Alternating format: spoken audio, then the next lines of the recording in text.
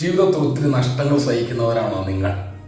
എങ്കിൽ ഈ പെന്തക്കോസ്ത് തിരുനാളിൽ അതിനെ വലിയൊരു ദൈവിക പദ്ധതിയുടെ ഭാഗമാക്കി മാറ്റാൻ ഒരവസരമാണ്. അപ്പന്റെ കഴുതയെ നഷ്ടപ്പെടുന്ന യുവാവ് കഴുതയെ അന്വേഷിച്ചിറങ്ങുന്നു. പിന്നീട് രാജാവായി തിരിച്ചു ചെല്ലുന്ന ഒരു കഥയുണ്ട് 1 സാമുവേൽ 9-ാം അധ്യായത്തിൽ. ഏത്? ഇസ്രായേലിലെ ആദ്യത്തെ രാജാവായ സാവൂളിന്റെ കാര്യമാണ് ഈ പറയുന്നത്. സാവൂൾ എന്താ നമ്മളെ പഠിപ്പിക്കുന്നത്?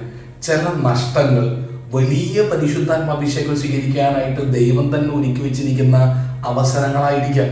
അതുകൊണ്ട് ഇന്ന് പെന്തക്കോസ്തേക്ക് നമ്മൾ ഒരുങ്ങി തുടങ്ങുമ്പോൾ ഈ നഷ്ടങ്ങളെ നേട്ടമാക്കി മാറ്റാനുള്ള പ്രാർത്ഥനയാക്കണം. സാവൂൾ എന്താ ചെയ്തത്? സാവൂള് മാനുഷികമായ ശ്രമങ്ങളെല്ലാം പരാജയപ്പെട്ട് കഴിഞ്ഞപ്പോൾ കേൾക്കുകയാണ്, ഒരു ദൈവ പുരുഷൻ അവിടെ ഉണ്ട്, ദൈവം സ്ഥാപിച്ച ഒരു സംവിധാനമുണ്ട്, ഒരു വ്യക്തിയുണ്ട്, ദൈവത്തിന്റെ വരത്തെ ഉപയോഗിക്കുന്ന ഒരു വ്യക്തി ഉണ്ടെന്ന് കണ്ട് അവന്റെ അടുത്തേക്ക് കടന്നു ചെല്ലുകയാണ്. മടുത്തില്ലേടോ?